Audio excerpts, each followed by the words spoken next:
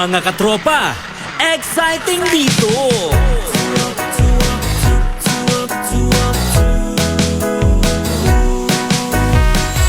Umaga pa lang, mapapangiti ka kapag XFM na ang kasama.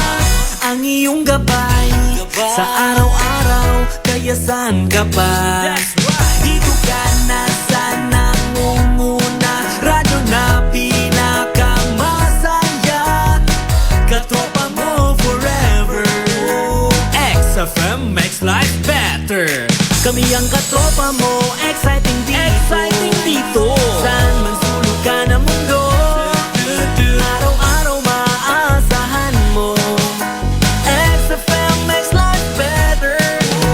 Katropa mo, katropa ko, katropa ng lahat, katropa ng bawat Pilipino. Katropa mo, katropa ko, katropa ng lahat, katropa ng bawat Pilipino.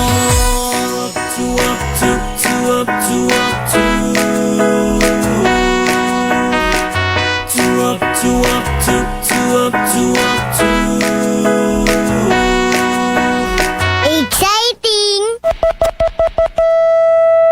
Exciting time, mga katropa. Ganap na pong 9 na minuto makalipas ang ika-6 ng umaga. Ito ang tunay na pagbabalita sa radyo. Anuman ang kaganapan, anuman ang pangyayari sa inyong kapaligiran, kompleto, detalyado, mapapakinggan sa Express Balita. Mabilisan man ang takbo ng bawat minuto, mabilisan man ang takbo ng bawat segundo, hindi kayo mapag-iiwanan ng mga balita. Dahil sa bawat sandali ay nandito kami. Para sa inyo mga katropa, XFM. Isang karangalan na kayo ay pagsilbihan, mga katropa.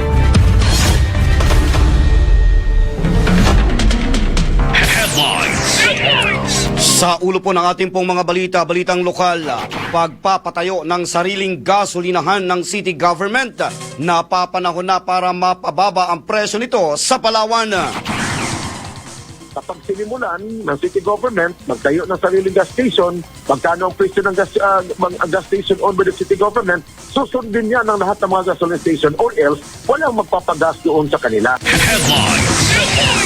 Vice Mayor Maristela ay binahagi kung paano natuklasan ang mataas na presyo ng gasolina na binabayaran ng city government. Hindi tayo papayag na ganito. 100 milyong piso ang pinabudget ng siyudad ng Puerto Princesa para sa fuel. Napakalaki po. Sa atin pong balitang regional, isang negosyante patay matapos pagbabarilin sa lalawigan ng Cavite. Sa balitang national, impeachment kay VP Sara dapat itrato tulad ng investigasyon sa flood control. Sa balitang international, Iran handang makipag-usap at tapatan ang military action ng Amerika. Balitang showbiz, K-pop hit na Golden nakuha ang Best Original Song sa Golden Globe Awards. Balitang pampalakasan, US gagastos ng ilang daang milyon para dimano sa counter-drone technologies na gagamitin sa FIFA World Cup hosting. Nasa loob ka man o labas ng Pilipinas, hindi kayo mapag-iiwanan. Anuman ang mga balita sa loob at labas ng bansa, inyong malalaman dito lamang sa XFM Network Philippines. Express Balita sa Umaga. Mula sa 104.7 XFM Broadcast Center, Palawan. Narito na ang maiinit na balita mula sa labas at loob ng bansa.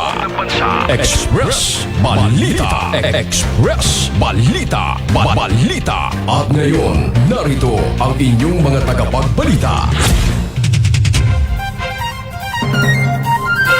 Magandang umaga, Pilipinas. Magandang umaga, lalawigan ng Palawan.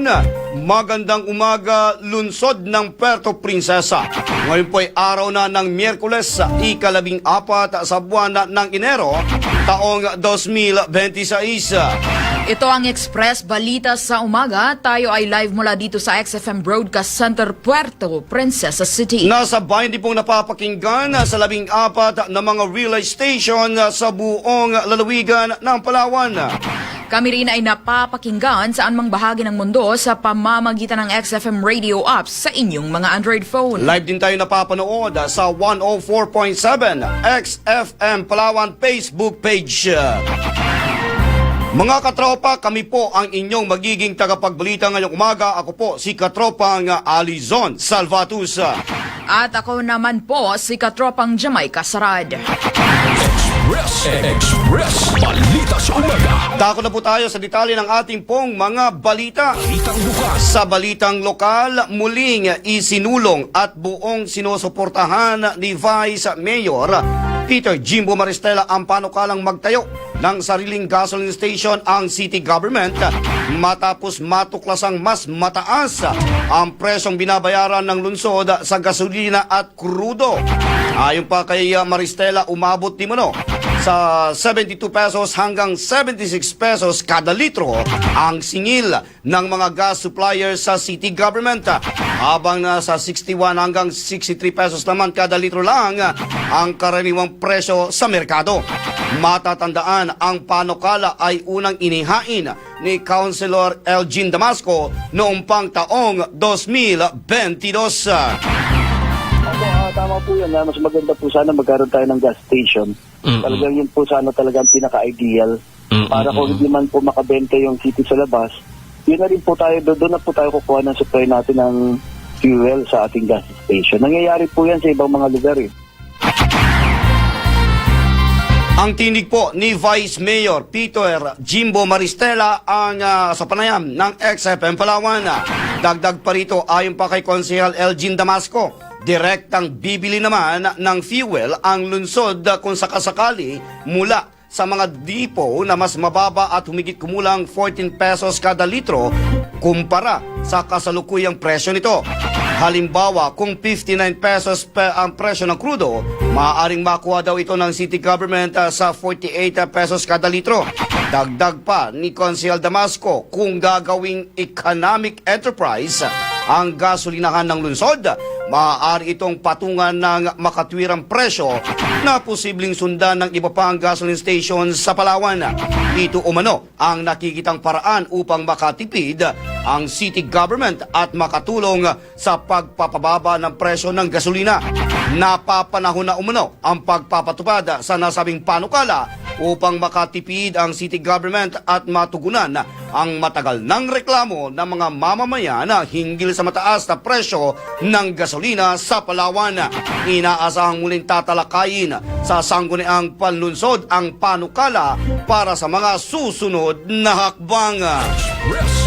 Kapag sinimulan ng city government, magtayo ng sariling gas station, magkano ang presyo ng gas station owned by the city government, susundin niya ng lahat ng mga gasoline station or else walang magpapagas doon sa kanila. Totoo. So ganun ang domino effect. Magkano ang presyo ng city government, yun din ang susundin nila actually. So yun ang luhika ng ating panukala na yan na sinuportahan ng lahat ng mga membro ng Sangguniang Panlungsod that time, 2022. Nagpasa kami ng resolution para maisakatuparan na yan. Kaya lamang hanggang ngayon ay hindi pa naisa sa katuparan. Kaya muli natin ito binubuhay.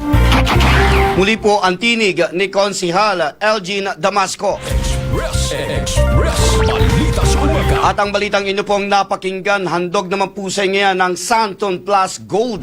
Marami na po itong natulungan na gumaling sa iba't ibang karamdaman dahil po ito sa kanya pong mabibisang sangkap gaya po ng mangustina, ampalaya, malunggay, garlic at spirulina. Kaya katropa, subukan mo na rin ang pag-inom ng Santon Plus Gold. Mabibili na po ito sa lahat ng mga butika dito sa lungsod ng Puerto Princesa at sa buong lalawigan ng Palawan. Express Balita sa Umaga. Ibinunyag ni Vice Mayor Peter Jimbo Maristela kung papaano ito natuklasan ang mataas na presyo ng gasolina na sinisingil ng mga supplier sa city government. Ayon kay Maristela, may pondo ang kanyang tanggapan para sa fuel na dumaan sa bidding at ang isinumuiting purchase request ay ibinatay sa kasalukuyang presyo ng mga gasoline station. Ibinalik umano ito ng Bids and Awards Committee dahil hindi tinanggap ng mga supplier. Sinabi ng opisyal na umaabot sa 72 pesos hanggang 76 pesos kada litro ang singil ng mga suppliers sa city government. Samantalang 61 pesos hanggang 63 kada litro lamang ang karaniwang presyo sa merkado. Nagulat umano siya nang ipapirma sa kanya ang voucher na may presyong lampas 73 pesos kada litro, kaya tumanggi siyang pumirma at agad na sumulat sa supplier. Dahil dito, nabuksan sa sangguniang panlungsod ang isyu na posibleng matagal nang umiiral ang ganitong kalakaran. Sa ngayon, wala pang malinaw na paliwanag ang mga supplier ng gasolina at krudo ng lungsod. Kinumpirma rin nito na tinatayang umaabot sa 100 million pesos ang kabuuang budget ng lungsod para sa fuel na para sa kanya ay napakalaki. Nagulat ako kapag ang pinapapirmahan sa akin voucher, buti na lamang ay tiningnan ko yung mga resibo na binibil nila sa amin. Umabot na ng 73 hanggang 78 Uy. pesos per liter. Laki na. Sabi ko, sobra-sobra na ito. Hindi na tama ito. Ang napagkasunduan natin, 66 pesos lang. 66 plus. Bakit sinisingil na kami ng 60? Merong 65, merong 73, merong 75, merong 78 pa Nako. per liter. Kaya hindi ko pinirmahan. Nung nakita ko yan, hindi ko pinirmahan. Sabi ko sa staff, hindi tayo papayag na ganito. 100 milyong piso ang pinabudget ng siyudad ng Puerto Princesa para sa fuel. Napakalaki po. Tinig po ni Vice Mayor Peter Jimbo Maristela. At yan ang balitang hatid sa inyo ng numero 1 vitamin C sa bansa. Ito ang Santon Vitamin C at ito ay pumasa sa pagsusuri ng FDA na may kakayahan upang palakasin ang immune system ng isang tao. Upang hindi tayo magkasakit, mga katropa, mag-Santon Vitamin C at mabibili ito sa lahat ng mga butika sa Puerto Princesa at buong lalawigan ng Palawan. Balita sa umaga. Sa oras na 19 na minuto makalipas ang alas 6 ng umaga, karagdagang mga balitang lokal mula naman sa ating po mga field reporters. Unahin naman natin ang daang-daang rims ng illegal na sigarilyo ang nakumpiska ng mga otoridad sa bayan ng El Nido, Palawan. Katropa natin sa balita, Belia Mucha. Live report. Nakumpiska ang tinatayang 305 reams ng iba't ibang iligal na sigarilyo na walang kaukulang permit at traffic health warning sa bayan ng El Nido, Palawan nitong Enero 9, 2026, pasado alas 6 ng gabi. Isinagawa ang Joint Law Enforcement Operation ng pinagsanib na puwersa ng PNP Maritime Group 2nd Special Operations Unit kasama ang iba pang unit ng PNP at naaresto ang isang alias Jack. Ang nakumpiskang ebidensya at ang suspect ay nasa kasalukuyang pangangalaga ng 2nd SOU-MG para sa tamang disposisyon. Samantala, umani ng papuri sa social media ang mga ginagawa ng pulisya at patuloy ang PNP Maritime Group sa pagpapatupad ng batas laban sa iligal na kalakalan upang maprotektahan ang ekonomiya ng bansa at mamamayan. At yan ang balita natin sa inyo ng Santon Plus Coffee Mix. Nakapagkape ka na, ginagamot ka pa. Mabibili ito sa lahat mga butika nationwide. Para sa nagkakaisang Pilipino sa Pilipinas, mula rito sa 91.5 XFM El Nido, Belia Mucha, XFM News.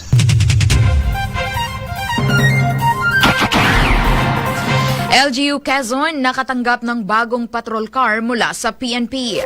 Katropa natin sa balita, Ray Ilgaran. Live report.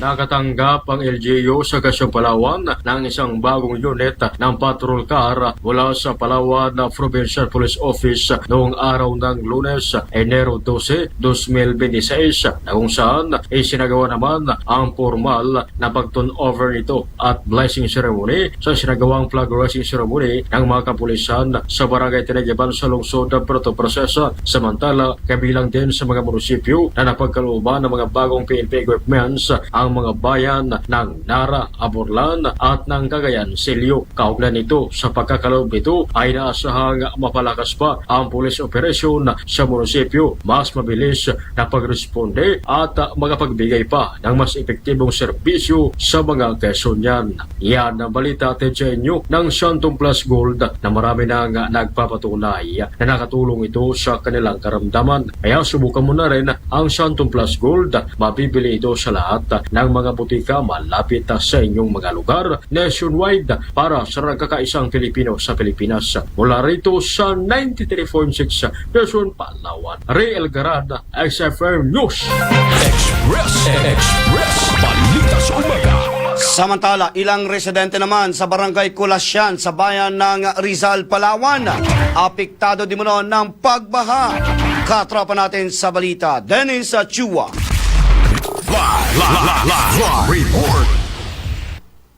Apektado ng pagbahang ilang residenteng naninirahan sa Sitio Bukana, Barangay Kulasyan sa bayan ng Rizal matapos sa biglang makaranas sa malakas sa pagulan ng nasabing bayan kahapon January 13, 2026.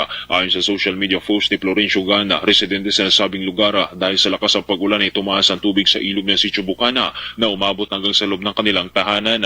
Kaugnay nito, alerto naman ang munisya sa mga posibleng mangyaring insidente dulot ng pagbaha. Kasabay nito ay stranded rin ang ilang mga motorista matapos sa tumaas naman ng tubig baha sa National Highway ng nasabing barangay. Matatandang ilang araw na rin nakakaranas sa masamang panahon ng bayan ng Rizal simula pa nitong mga nakalipas pang linggo dulot ng shoreline. Samantala, paalala ng Indermo Rizal na maging alerto lalo na sa mga nakatira malapit sa ilog at matatarik na lugar dahil na rin sa posibilidad na pagbaha at landslide. Yan ang balita hatid sa inyo ng Santon Soap. May kakayahang paputin ang inyong mga balata. Ito ay dahil sa mga taglay nitong sangkap. Santon Soap, mabibili ito sa lahat ng butika malapit sa inyong mga lugar nationwide para sa nagkakaisang Pilipino sa Pilipinas. Mula sa 103.5 Rizal, Palawan, Dennis Chua, XFM News.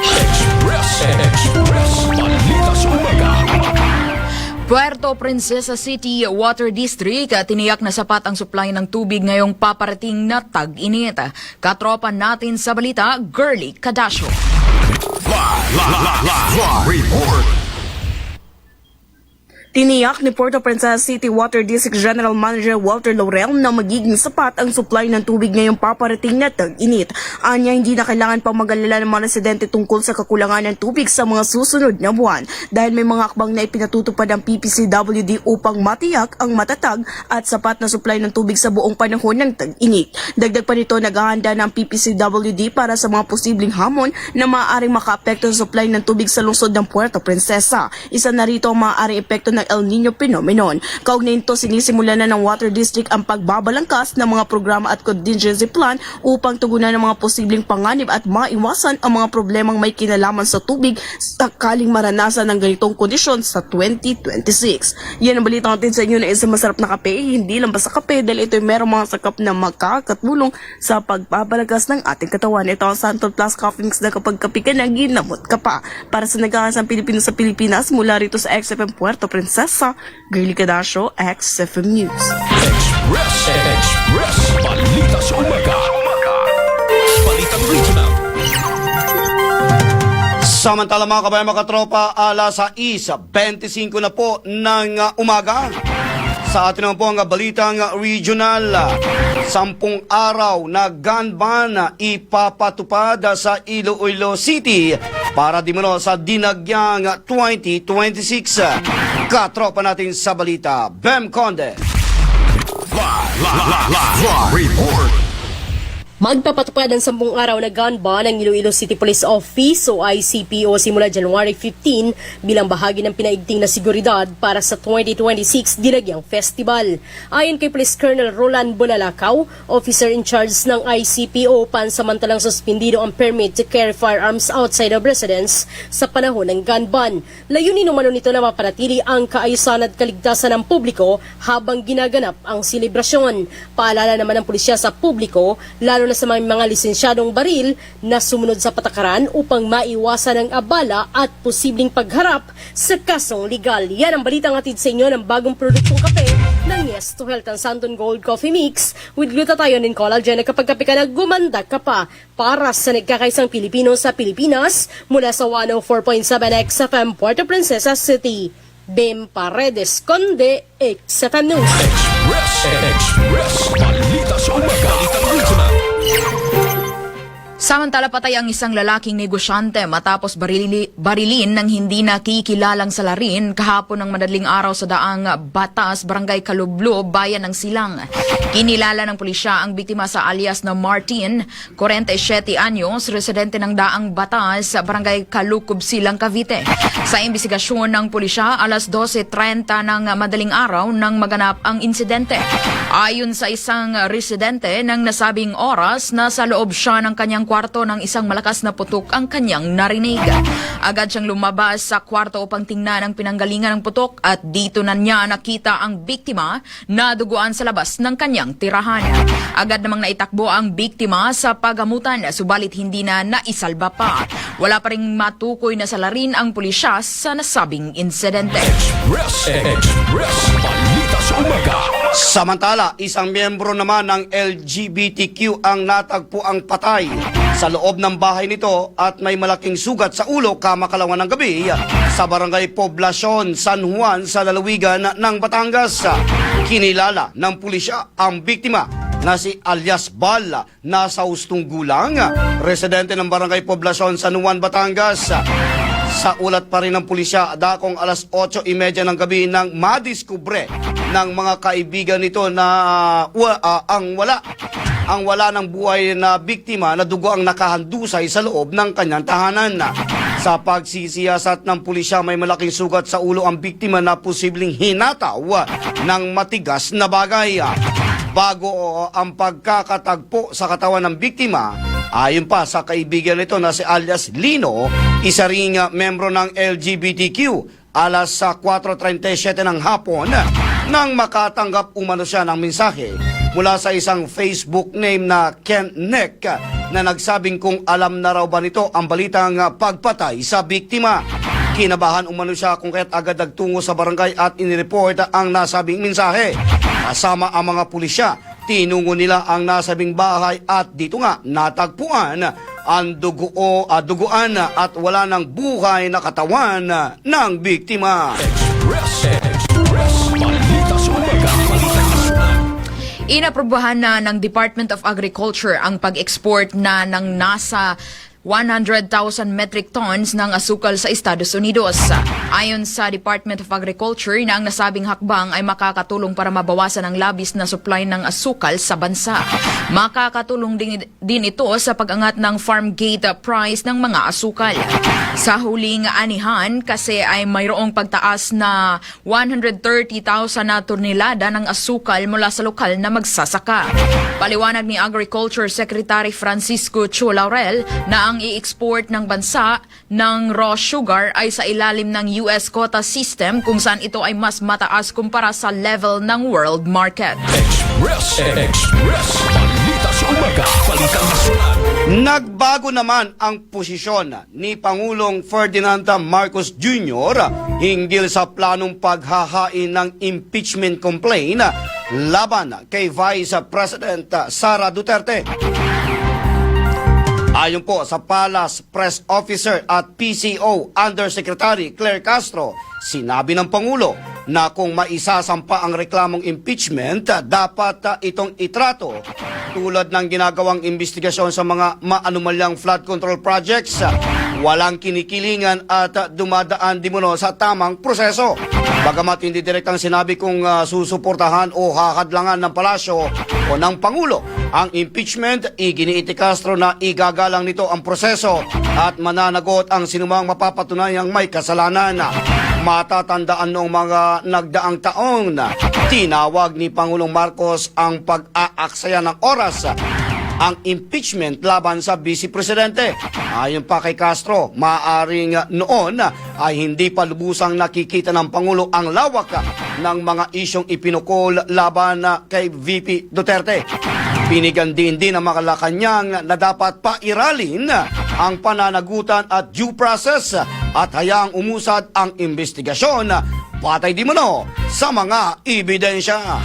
Express. Balita sa umaga. Sa international.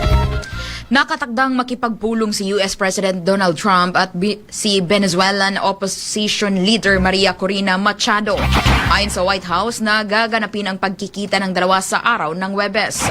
Ito ang unang pagkakataon na magkikita sina Trump at Machado matapos ang pagkakaaresto ni Venezuelan President Nicolas Maduro.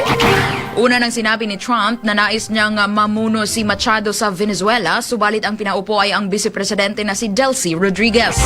Si Machado ay nagwagi ng Nobel Peace Prize noong 2025, kung saan una nang nakapulong nito si Pope Leo XVI at hiniling niya sa Santo Papa na mamamagitan sa pagpapalaya sa mga dinukot at nawalang mga Venezuelan.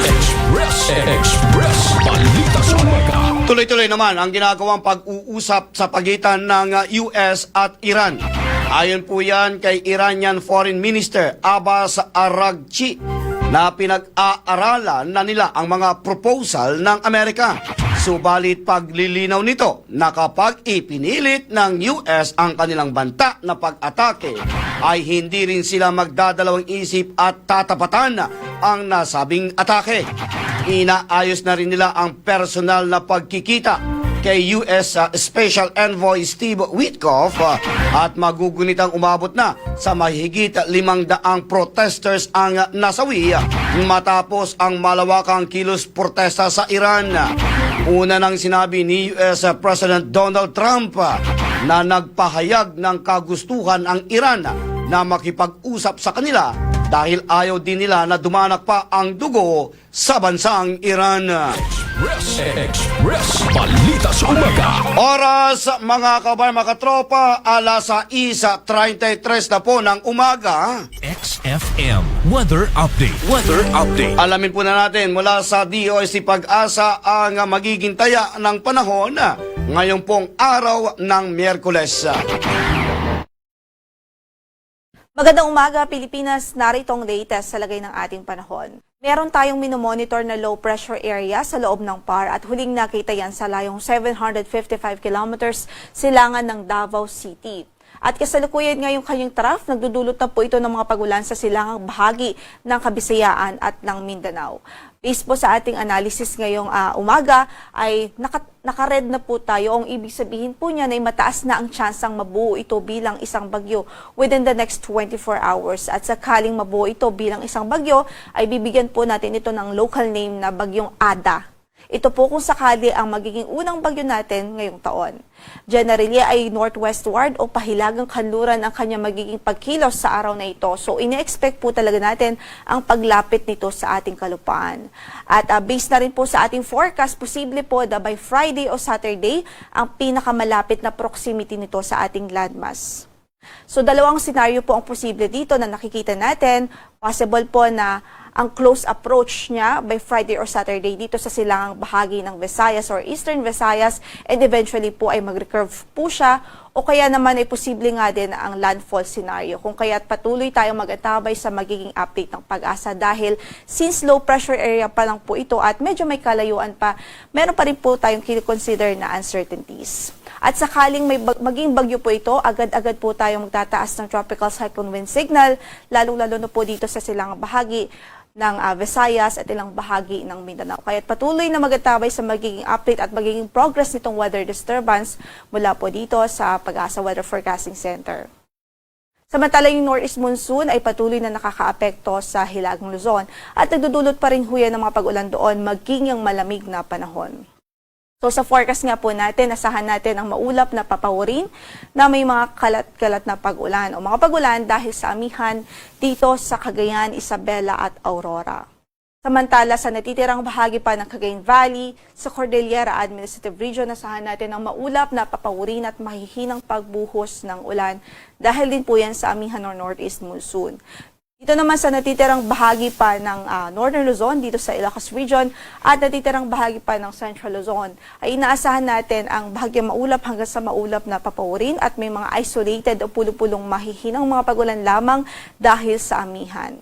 So maliban sa mga pagulan na yan, asahan din ho natin yung may kalamigang hangin, lalong-lalo na po sa gabi at madaling araw.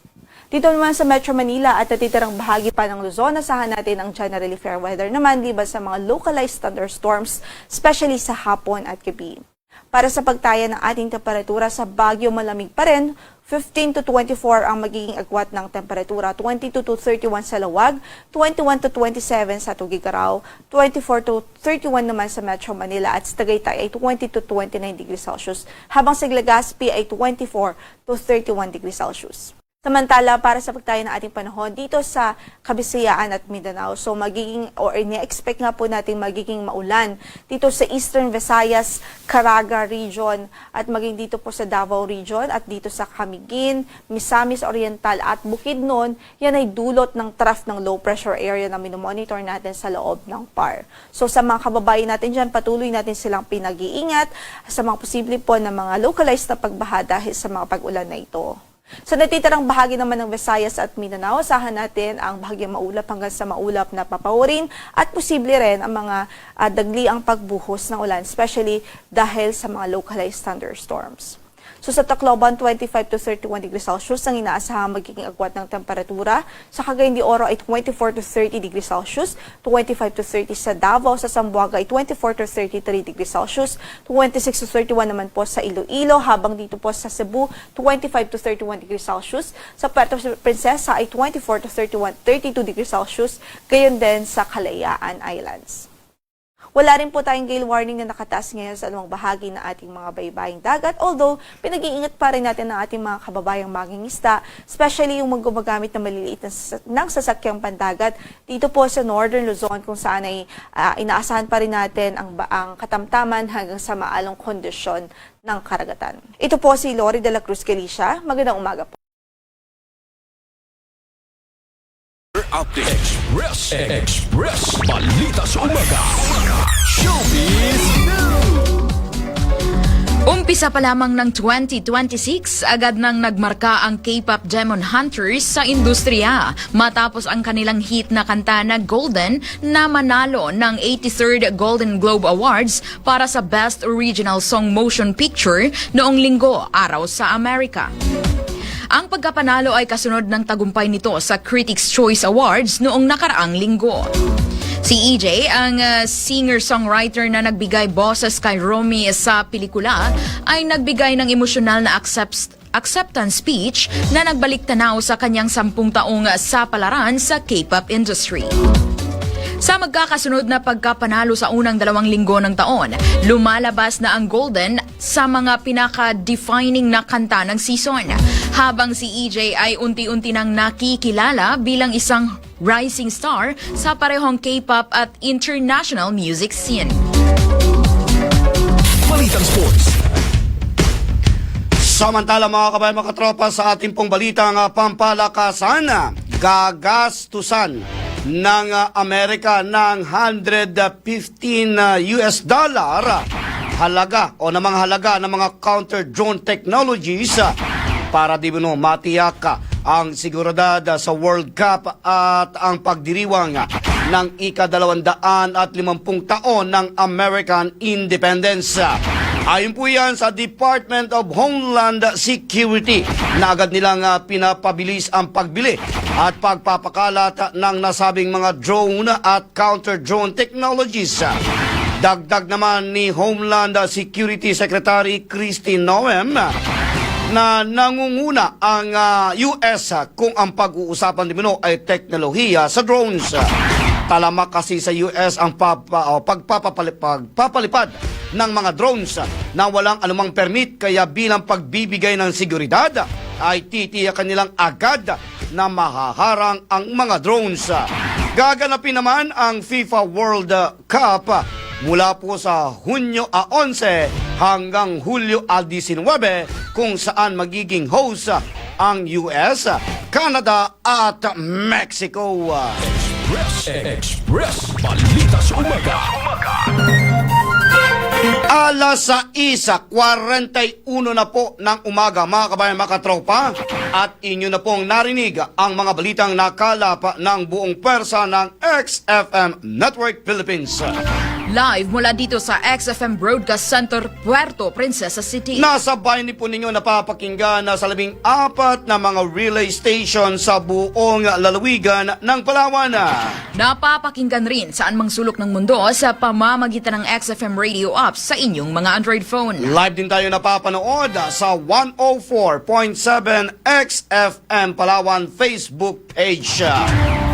Para po sa nagkakaisang Pilipino para sa Pilipinas, kami po ang inyong naging tagapagbalita ngayong umaga. Ako po si Katropang Alizon Salvatus. At ako naman po si Katropang Jamaica Sarad. Maraming salamat mga kababayan, mga katropa at magandang umaga na Pilipinas! Express.